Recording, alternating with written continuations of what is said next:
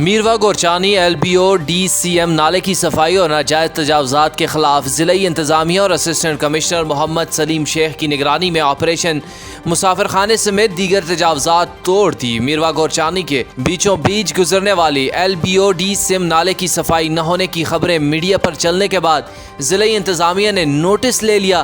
اس موقع پر assistant commissioner شجاع آباد سلیم شیخ، مختار کا ذوالفقار چانڈیو، LBO-DC نالے کے سب انجینئر ناصر جٹ، ٹاؤن آفیسر دلاور اور دیگر نگرانی میں LBO-DC نالے کی صفائی اور اس کے ارد گرد قائم ناجائز تجاوزات کے خلاف آپریشن کیا گیا۔ آپریشن میں شہر کا مین مسافر خانہ بھی پسمار کر دیا گیا۔ اس موقع پر صحافیوں سے گفتگو کرتے ہوئے اسسٹنٹ کمشنر شجاع آباد سلیم شیخ کا کہنا تھا کہ آج ہم LBO-DC نالے کی صفائی کے حوالے سے یہاں ہیوی مشینری لے کر پہنچے ہیں۔